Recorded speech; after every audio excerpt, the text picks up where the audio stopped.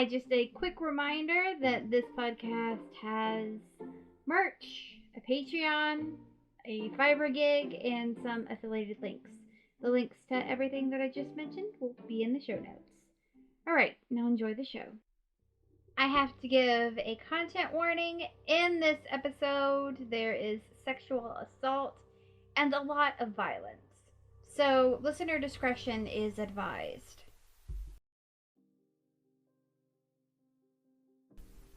There are some mysteries in history that might unfortunately remain unsolved. I have talked about some of those mysteries on this podcast already.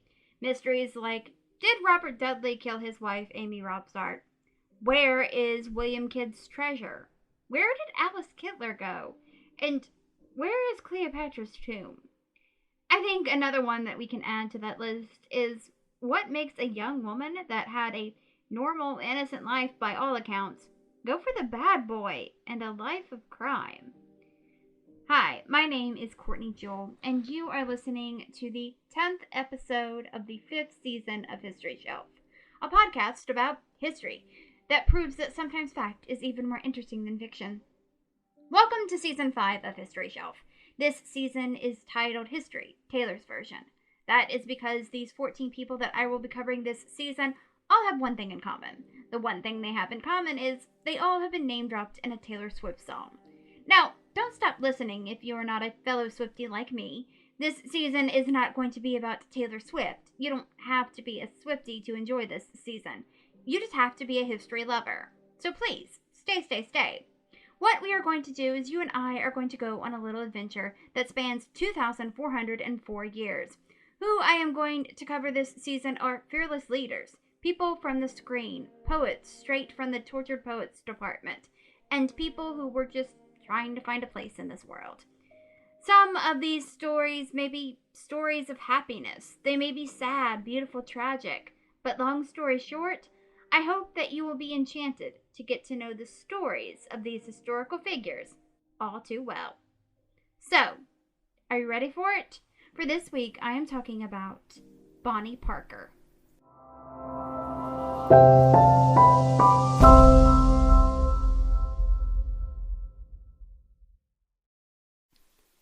This episode is going to be a little different than episodes that I have done in the past. So, usually I focus an episode on one person. I may have to tell you some information about other people, but the main focus is on one person. The main focus of this episode is Bonnie Parker, but Bonnie's life was really intertwined with Clyde Barrow's life. I'm going to have to tell you a lot about Clyde to tell you Bonnie's story. It would have been really stupid for me to do an episode on Bonnie and an episode on Clyde, because I would have just been repeating a lot of the same stuff. So I chose to focus this episode on Bonnie and not Clyde. And I will tell you later why I picked Bonnie. But I do think that this episode is going to feel like I am covering two people, but the star of this show is Bonnie Parker. So let's get started on her story. Bonnie Elizabeth Parker was born on October 1st, 1910 in Marina, Texas, United States. Her mother was Emma Krause and her father was Charles Robert Parker. Bonnie was the third of 4 children. Bonnie had 2 older brothers, Coley and Herbert. Coley was born and died in 1905, possibly of sudden infant death syndrome. Bonnie's brother Herbert went by Buster, and Bonnie had a younger sister named Billy. It might surprise you, but Bonnie shared something in common with the last person that I covered, Clara Bow. Both Bonnie and Clara dreamt of becoming actresses when they were children. Now, while Clara Bow won't be the only Hollywood star that I will cover this season, if you don't know already, Bonnie's claim to fame is not the silver screen. But more on that later. For now, let's get back to Bonnie's childhood. Bonnie didn't have the rough childhood that Clara Bow had. The Parkers lived a comfortable life. Charles was a bricklayer, but life can sometimes take a turn that no one sees coming. Charles died on December 13th, 1914, in a construction accident. He was 30 years old.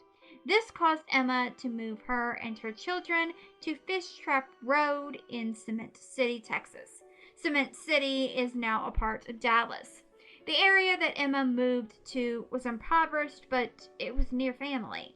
Emma and her children moved in with her mother. Emma found work as a helper at a printing company and then later as a seamstress at an overall manufacturing company. Bonnie was very smart and she did well in school. She had a great interest in poetry and literature. She even earned honors in her studies. Bonnie was an all-around good kid. So what happened? Bonnie was a sophomore in high school when she met Roy Thornton. Both Bonnie and Roy dropped out of school and they got married on September 25th, 1926. It was just 6 days before Bonnie's 16th birthday. Bonnie got a tattoo on the inside of her right thigh that was two interconnected hearts labeled Bonnie and Roy. But it was not happily ever after for the two. Roy didn't spend much time at home, and when he did, he was often physically abusive towards Bonnie. In 1929, Roy was charged with robbery and sentenced to 5 years in prison. Bonnie then moved back in with her grandmother. Even though Bonnie and Roy never divorced and Bonnie wore his wedding ring until the day that she died, Bonnie and Roy never saw each other again. Bonnie found work as a waitress. One of her regular customers was a poster worker named Ted Hinton. He will show up again later on in the story. Bonnie kept a diary briefly in 1929, and in that diary she talked about her loneliness and her love for photography and how she was growing impatient with her life. Her boredom was bone deep, and sometimes boredom can lead to disaster. Bonnie met a man named Clyde Barrow through a mutual friend in January of 1930. So at this time, Bonnie was 19 and Clyde was 20. Before Bonnie met Clyde, he had some trouble with the law. In fact, he was a wanted man when they first met. Clyde had vowed that he was never going back to prison. It took Bonnie and Clyde no time to fall for each other. They spent most of their time for the next few weeks with each other. Their romance had to be put on pause, though.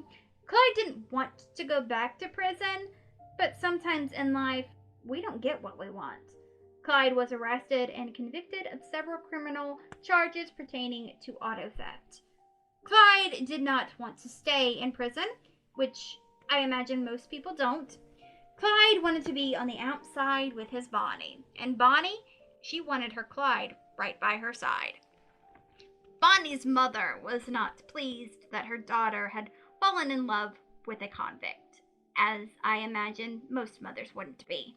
But Bonnie had been love-struck, so Bonnie was more than willing to help Clyde escape from prison so they could be together again. After all, this was the man she called her soulmate. Bonnie smuggled a gun into the prison for Clyde not too long after his conviction. Clyde used the gun to escape with his cellmates on March 11th, 1930. But Clyde's freedom was short-lived. Clyde and his cellmates were captured a week later. Clyde was then sentenced to 14 years of hard labor. He was then transferred to East Home State Farm. There, Clyde was starved, he was beaten by guards, and he was repeatedly raped by another inmate. Clyde was, of course, desperate now more than ever to get out. Clyde thought that a physical incapacity would get him transferred. So he asked a fellow inmate to chop off 2 of his toes with an axe. The prisoner obliged. When Clyde had asked his fellow prisoner to chop off his toes, he didn't know that his own mother, Kumi Walker, had convinced the judge to grant him parole. He could have kept his toes. He was paroled a week later on February 2nd, 1932. His missing toes caused him to walk with a limp for the rest of his life. He was also forced to drive in his socks. He swore that he would die before he returned to prison. Clyde was released from prison during the Great Depression, so jobs were hard to come by, and Clyde never was good at holding a job. I don't think that I'm spoiling this for anyone when I tell you that both Bonnie and Clyde turned to crime. Bonnie and Clyde were famous criminals, and you pretty much always hear Clyde's name right after Bonnie's. But they didn't act alone. They were part of a gang, the Barrow Gang. The members of their gang were Marvin Buck Barrow, Clyde's older brother, Blanche Barrow, Buck's wife, W.D. Jones, Henry Methvin, Raymond Hamilton, Joe Palmer, and Ralph Futz. Now, all of these people were not in the gang at the same time. Some either left early or they came in later. Clyde decided to go back to the life that he knew. He decided to go back to robbery. Bonnie decided to join him. Clyde started robbing stores and gas stations in February of 1932 with Ralph Futz. They were trying to get enough money and weapons to launch a raid against Eastham State Farm. On April 19th, 1932, Bonnie and Ralph were caught in a failed attempt to rob a hardware store to steal weapons. A grand jury didn't indict Bonnie. She said that she was kidnapped by the Barrow Gang, and after a few months in Coffin County Jail, Bonnie was released. She passed the time in jail by writing poetry. When she was released, it just took a few weeks to be reunited with Clyde. Ralph was not so lucky. Ralph was tried, convicted, and did time. Ralph did not rejoin the gang after he was released from prison. While Bonnie had been in jail, on April 30th, 1932, Clyde joined his friends Raymond Hamilton and Frank Claus to rob a filling station / pawn shop in Hillsborough, Texas. Clyde was familiar with the owner, John Booker. Clyde was the getaway driver, and, nothing good starts in a getaway car.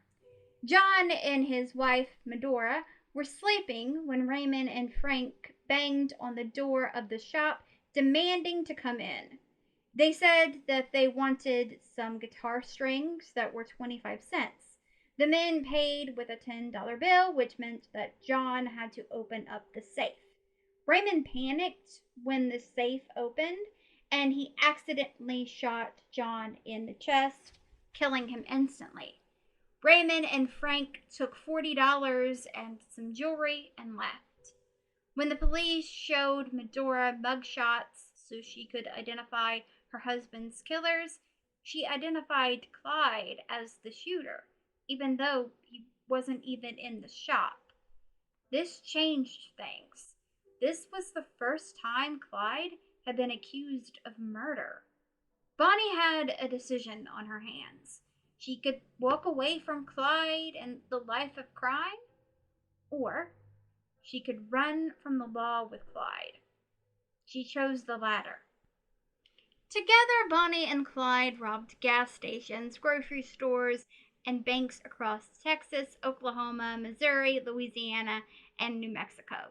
They would stay close to a state border because police couldn't follow them across the state border. They would also change cars frequently by stealing one, and then they would also frequently change their license plates. Clyde would also study maps, and it worked in their favor that he had an excellent knowledge of back roads.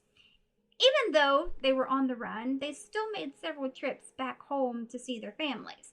Bonnie was close to her mother, and she didn't want to go more than a couple of months without seeing her. Clyde would also visit his mother and his favorite sister, Nell. This almost got Bonnie and Clyde killed several times because of police ambushes. Despite being often depicted as Depression-era Robin Hoods, Bonnie and Clyde didn't rob a lot of banks. They mainly went after small mom-and-pop gas stations, and grocery stores. Many times their loot only came to $5 or $10. Robberies and stealing cars were not the only crimes Bonnie and Clyde were committing. They were also kidnapping and murdering. Bonnie and Clyde were in Springfield, Missouri, when a local police officer named Tom Purcell pulled them over. Clyde then took Tom hostage at gunpoint and forced him into the gang's car. Tom was forced to spend the entire day of January 26, 1933, with the Barrow Gang. Bonnie, Clyde, W.D. Jones, and an unwilling Tom went around looking for a car to steal.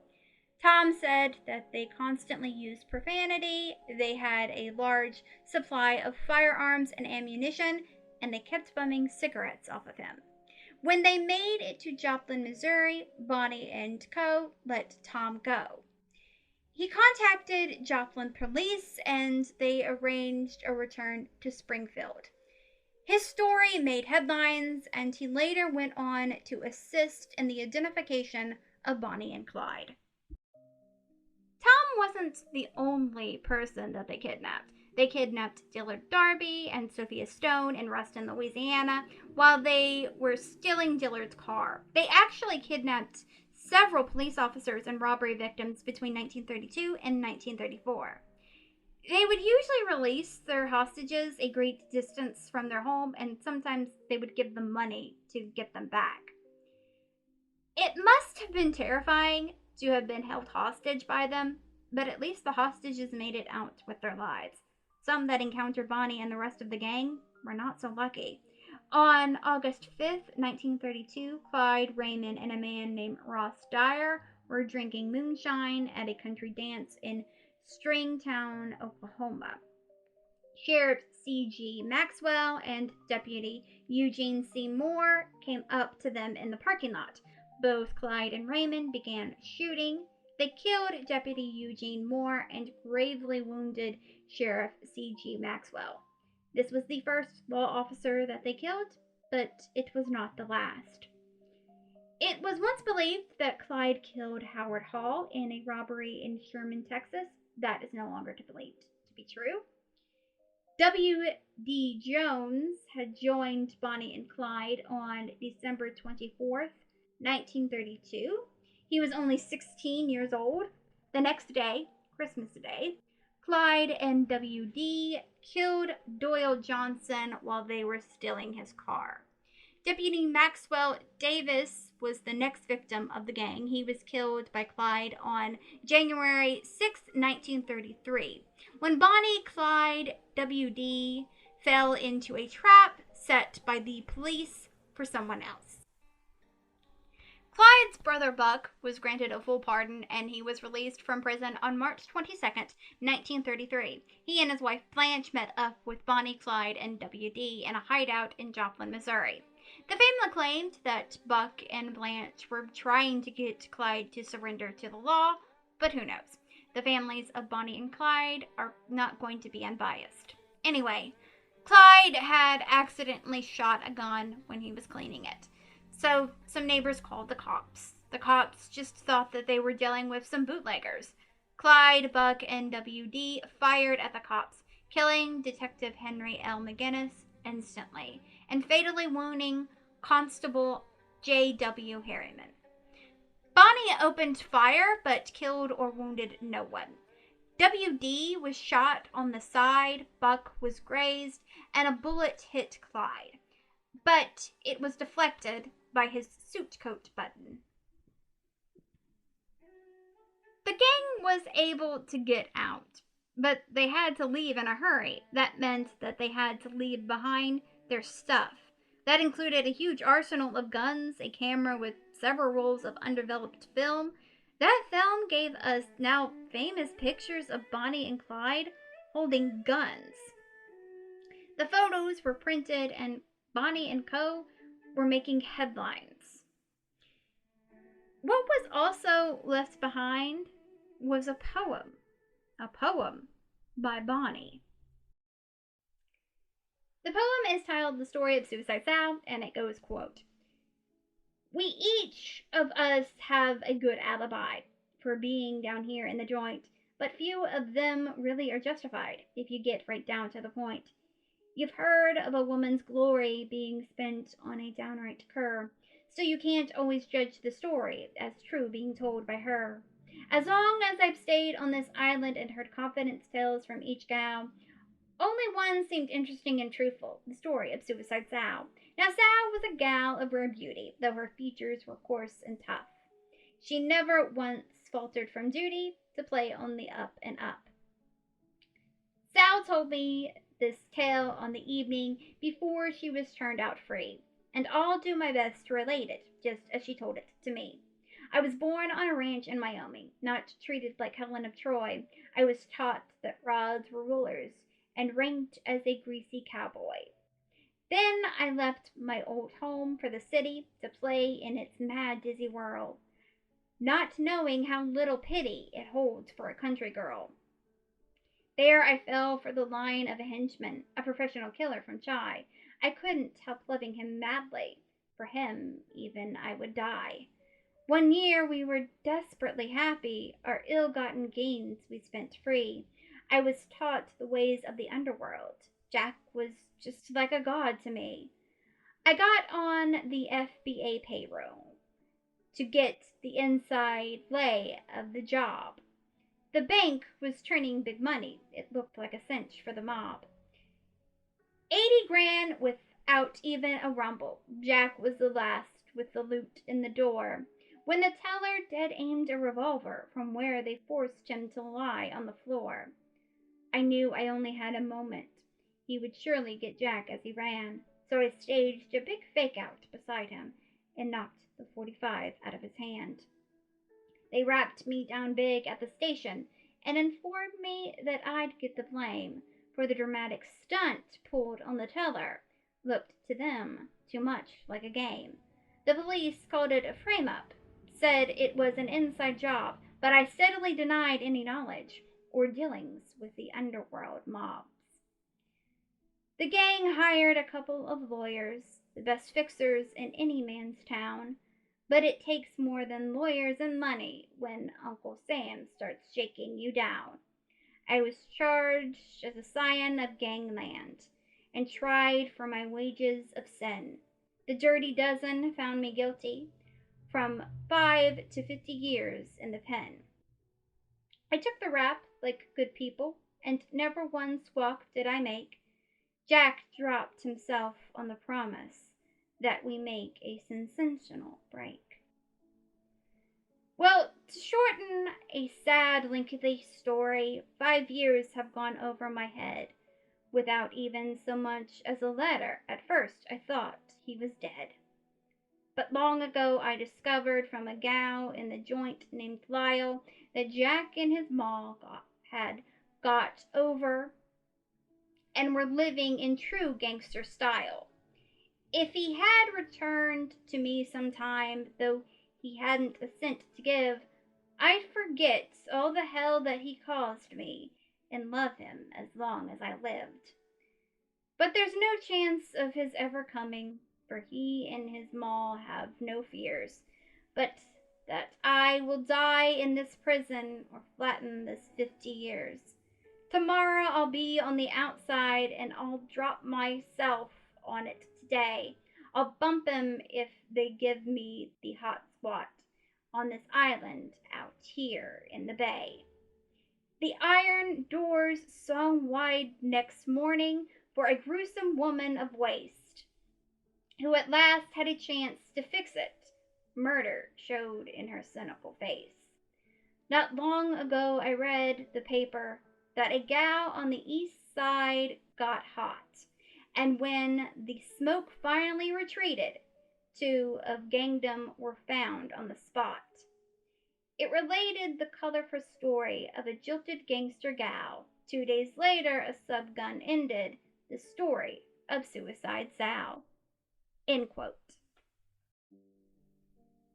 A lot of the public was on Bonnie and Clyde's side. A lot of people liked that they had robbed some banks because this was during the Great Depression. People could relate to money woes. They also found Bonnie and Clyde attractive. There was something wild about a woman smoking a cigar with a gun in her hand that got the public interested. Becoming famous actually hurts them, though, because it made them harder to go unnoticed. They could no longer eat at restaurants or stay at motels. Campfire cooking and bathing in cold streams was what they now had to deal with. They also started to bicker a bit, and it was just because they were around each other all the time. Clyde was driving on June 10th, 1933, near Arlington, Texas, when he didn't see warning signs that a bridge was under construction. Bonnie and WD were in the car with him. Clyde flipped the car into a ravine. Either a gasoline fire or acid from the car's battery burned Bonnie's right leg. She had third-degree burns. This caused her muscles to contract. WD said, quote, "She'd been burned so bad none of us thought that she was going to live. The hide on her right leg was gone, from her hip down to her ankle. I could see the bone at places." End quote. Bonnie could not walk. Either she hopped on her left leg or Clyde had to carry her. They got help from a nearby family farm. They kidnapped Sheriff George Corey and City Marshal Paul Hardy. They left them handcuffed and barbed wired to a tree outside of Eric, Oklahoma. Clyde, Blanche, and Bonnie's sister, Billy, nursed Bonnie's leg, while Buck and WD screwed up a robbery and murdered Town Marshal Henry D. Humphrey. So they had to flee. On July 19th, 1933, Bonnie, Clyde, WD, Buck, and Blanche checked into 2 cabins at the Red Crown Tavern near Platte City, Missouri. The gang acted odd there. Blanche only checked in 3 people, but the owner saw 5 people in the car.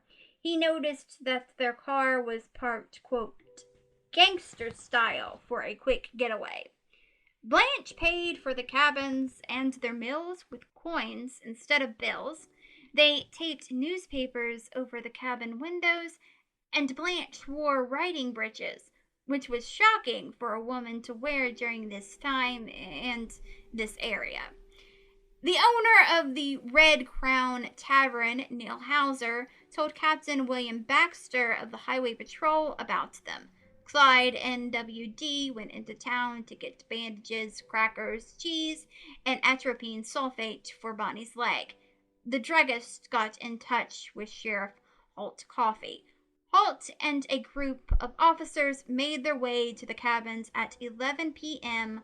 on July 20th, 1933, with Thompson machine guns.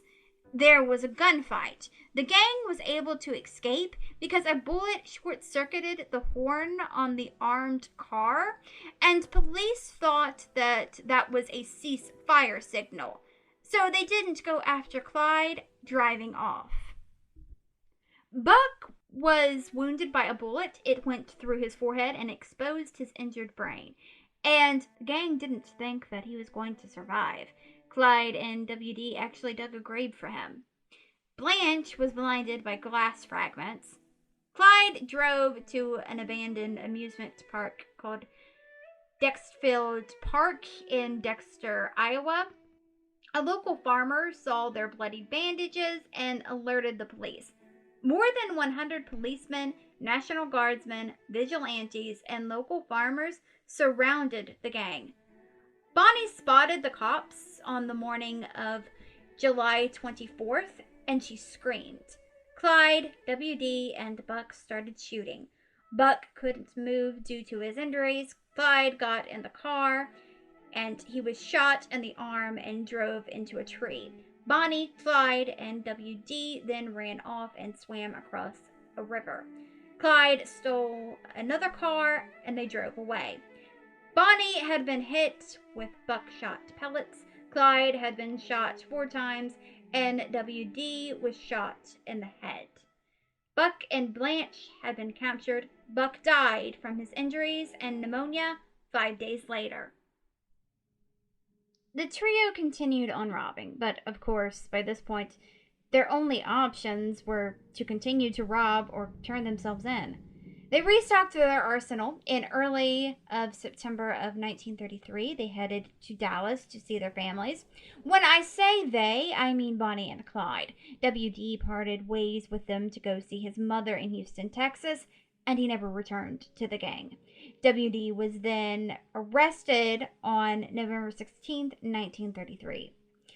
Clyde would do some small robberies with locals while his and Bonnie's family cared for Bonnie. Bonnie and Clyde were almost arrested on November 22nd, 1933, in Sowers, Texas. They were there to meet family. Clyde figured out that it was a trap and he drove past his family's car. Police opened fire. Both Bonnie and Clyde were hit in their legs, but they still managed to escape. On November 28th, a Dallas grand jury indicted Bonnie and Clyde for the murder of Tarrant County Deputy Malcolm Davis. This was Bonnie's first murder warrant. Now, it is widely believed that Bonnie never killed anyone. Did she know about the murders? Yes. Was she there for some of these murders? Yes. Did she willingly follow murderers around? Also, yes. But it is believed that the only person that she shot was herself when she accidentally shot her foot when she was playing with one of Clyde's guns. Bonnie and Clyde wanted to get Raymond Hamilton and Henry Methvin out of Eastham State Farm. So they did a raid on the prison on January 16th, 1934. Some historians think that this was Clyde's endgame. He wanted to get back at the Texas Department of Corrections. Which you have to wonder if it was because he was sexually assaulted at Eastham State Farm and he was mistreated by the guards there. So did his sexual assault and his mistreatment start his big crime spree? It does not excuse it, of course, but I think that it is always interesting to have an explanation for things like that. Joe Palmer shot Major Joe Crowson during the police raid. Joe Crowson died a few days later. This really lit a fire under law enforcement, and now they just wanted Bonnie and Clyde dead. Former Texas Ranger Captain Frank Hamer was hired to go after Bonnie and Clyde. Two other Rangers were asked before Frank, but they refused the job because they didn't want to shoot a woman. Frank started his hunt on February 10th, 1934. He lived out of his car as he tracked the criminals down. Things took a turn for Bonnie and Clyde on Easter Sunday, April 1st, 1934. Highway Patrolmen H.D. Murphy and Edward Bryant Wheeler stopped their motorcycles to help motorists that they thought needed help in Grapevine, Texas, that is now Southlake, Texas. The motorists were Bonnie, Clyde, and Henry Methvin. Raymond Hamilton didn't stick with them after the prison raid because he had a dispute with Clyde. Either Clyde and Henry shot and killed both of the patrolmen, or Bonnie did. An eyewitness said that Bonnie was the killer, but that eyewitness was discredited. Henry said that he started shooting because he mistakenly thought that that was what Clyde wanted him to do. Clyde then joined in. The news of this was told over and over again. It was exaggerated. One newspaper said that an eyewitness said that Bonnie laughed when she shot H.D. Murphy, and his head bounced like a rubber ball. These murders were the turning point for the public opinion of Bonnie and Clyde. I told you earlier that the public loved Bonnie and Clyde. Now, that changed. Highway Patrol boss offered a $1,000 reward for the dead bodies of the people that killed the patrolmen. That is $23,706.84 in today's money. Texas Governor Ma Ferguson added $500 onto that. That is $11,853.42 in today's money. The Barrow Gang didn't become more liked by the public when 5 days later, Clyde and Henry killed 60-year-old Constable William Cal Campbell near Commerce, Oklahoma, and kidnapped Commerce Police Chief Percy Boyd. They took Percy to Kansas and let him go after they gave him a clean shirt and a few dollars. And Bonnie told him to tell the world that she did not smoke cigars. Percy identified Bonnie and Clyde to authorities, but he didn't know Henry Methvin's name. An arrest warrant was issued for Bonnie, Clyde, and John Doe for the murder of William Campbell. The Dallas Journal ran a cartoon of an empty electric chair with a sign that said "Reserved," with the words "Clyde and Bonnie" added. By May of 1934, Frank Hamer had figured out the travel pattern of the Barrow Gang. He knew that they were due to visit Henry's father in Louisiana. Henry had gotten separated from Bonnie and Clyde in Shreveport, Louisiana on May 19th. Frank and his posse, which consisted of Bob Alcorn, B.M. Manny Galt, Henderson Jordan, Prentice Morrell Oakley, and Ted Hinton. Remember Ted? He was a regular where Bonnie worked when she was a waitress. Frank and his crew went to Henry's dad, Iverson Methvin. Iverson agreed to set up an ambush for Bonnie and Clyde in exchange for leniency for his son. Ted Hinton said that they set up the ambush by 9 p.m. on May 21st, 1934, and waited through the whole next day. Other accounts said that they set up the ambush on the evening of May 22nd. What is for certain is by 9:15 a.m. on May 23rd, the ambush was waiting and hoping that Clyde would slow his speeding car down when he saw Iverson's truck with a missing tire on the shoulder of the road.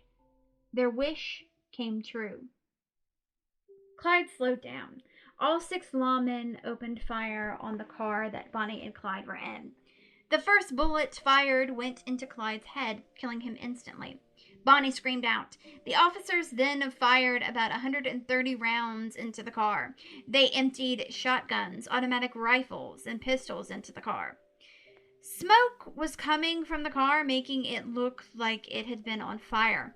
They continued to fire at the car even after it stopped. 112 bullets had hit the car. A quarter of those bullets hit Bonnie and Clyde. The back of Clyde's head had exploded and part of Bonnie's right hand had been shot off. Bonnie had 26 bullet wounds and Clyde had 17. They, of course, were both dead. Bonnie was 23 years old and Clyde was 25. The bullet holes made it hard for C.F. Boots Bailey to embalm their bodies. There were several guns and ammunition in the car. Frank Hamer said this about killing Bonnie, quote, "I hate to bust the cap on a woman, especially when she was sitting down. However, if it wouldn't have been her, it would have been us," end quote. It didn't take long for the news of Bonnie and Clyde's death to get out. Bob Alcorn and B.M. Galt were in charge of guarding the car that still had Bonnie and Clyde's bodies in it. But the crowd was too much for them. People were desperate to get souvenirs. They were grabbing shell casings, slivers of glass from the shattered car windows, pieces of clothing from Bonnie and Clyde. One woman cut off some of Bonnie's bloody locks. One man tried to cut off Clyde's trigger finger, while another tried to cut off his left ear. Arcadia, Louisiana, where Bonnie and Clyde's body had been taken, had a population of 2,000. Within hours, there were 12,000 in the town. People came by train, horseback, carriage, and even plane. Frank Hamer managed to get the crowd away from the car. They took it to Conger furniture store, and funeral home. It was common back then for furniture stores and funeral parlors to be together. Henry Barrow came in to identify his son's body. He did, and then he sat and wept in a rocking chair in the furniture store. Arcadia is near Ruston, where Dillard, Darby, and Sophia Stone lived. They also came in to identify the bodies since they once had been held hostage by Bonnie and Clyde. Dillard was an undertaker, a fact that Bonnie found funny. She made the statement that maybe one day he would work on her body. Dillard did help C.F. Bailey with the embalming. Bonnie knew how this was all going to end. She probably knew it from the moment she decided to go on the run with Clyde. The last time Bonnie saw her mother, she gave her a poem titled The Trail's End. And this is the poem, quote,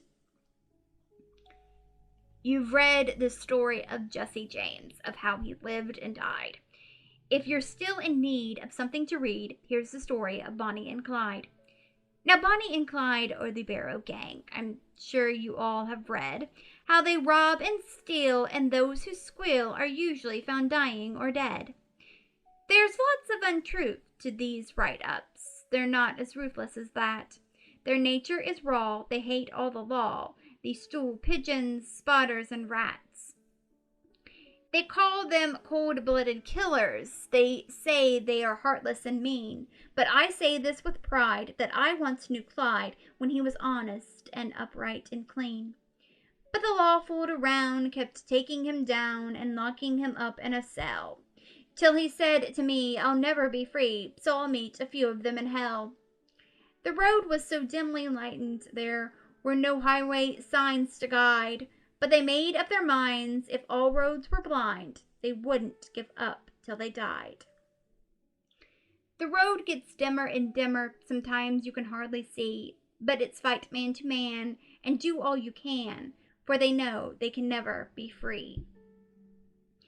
From heartbreak, some people have suffered, from weariness, some people have died, but take it all in all, our troubles are small till we get like Bonnie and Clyde.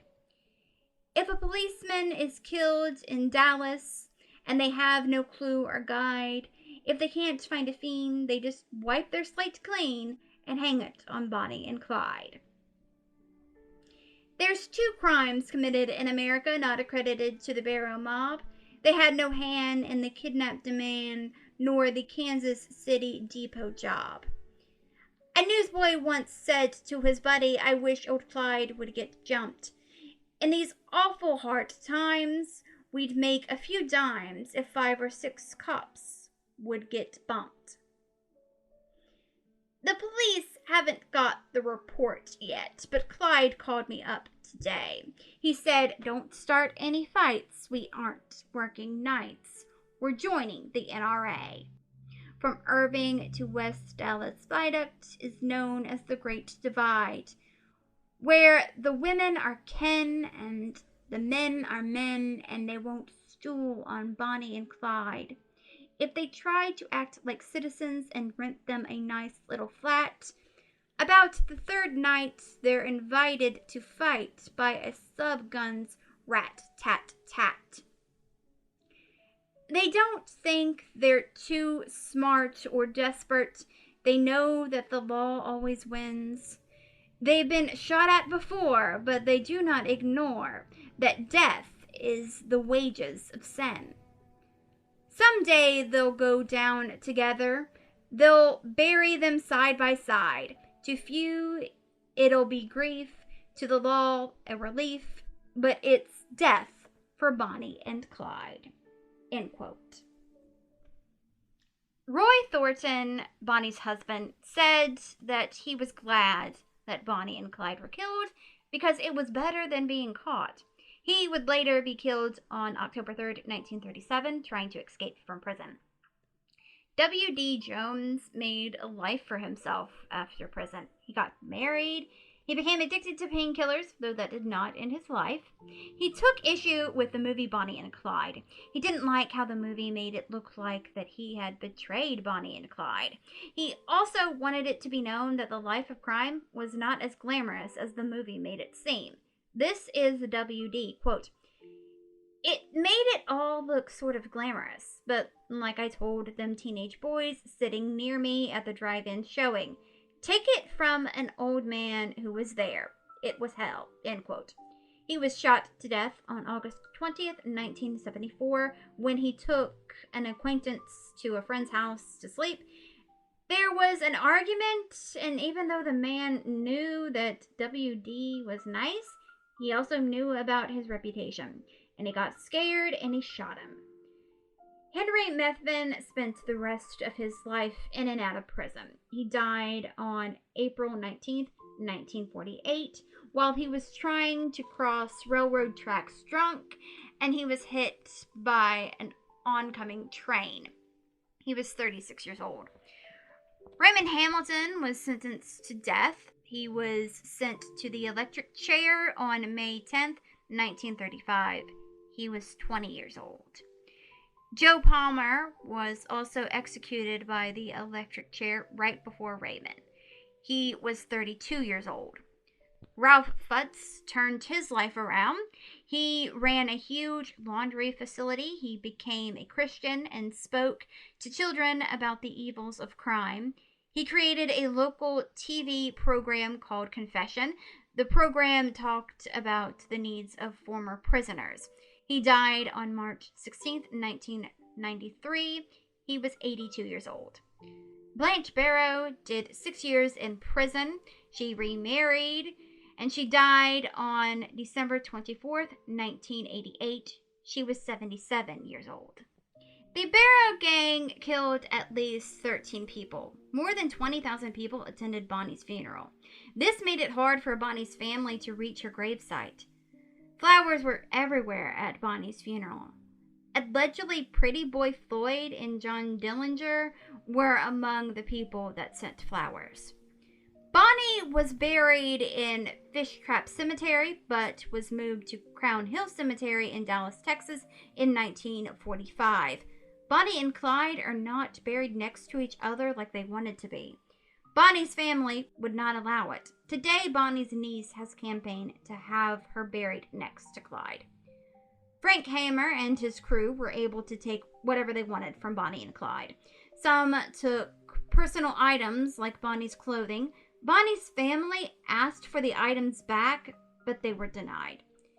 Henderson Jordan was the officer that took the car that Bonnie and Clyde died in. But the car's owner was a woman named Ruth Warren, and she wanted her car back. So she said that she was going to sue him. So he gave the car back to her, and when she got it, it still had Bonnie and Clyde's blood and guts in it.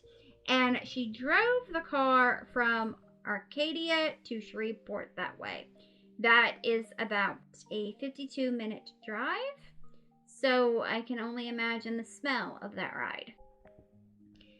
The car has since been displayed at fairs, amusement parks, flea markets, and once at a Nevada racetrack.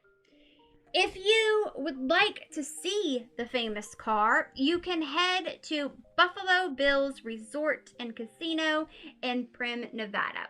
They purchased the car in 1988 for $250,000. That is over $600,000 in today's money.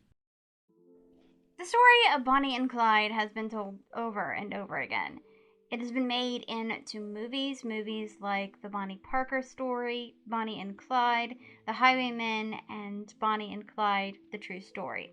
Looney Tunes made a parody of the story called Bunny and Claude, We Rob Carrot Patches. The Simpsons parodied Bonnie and Clyde. Bonnie and Clyde were the subject of the series Time Watch. They were portrayed in the TV shows Timeless and DC's Legends of Tomorrow. There was a mini-series about them called Bonnie and Clyde. That miniseries is what made me pick Bonnie and not Clyde as the subject of this episode. I told you in the beginning of this episode that I would tell you why I picked Bonnie.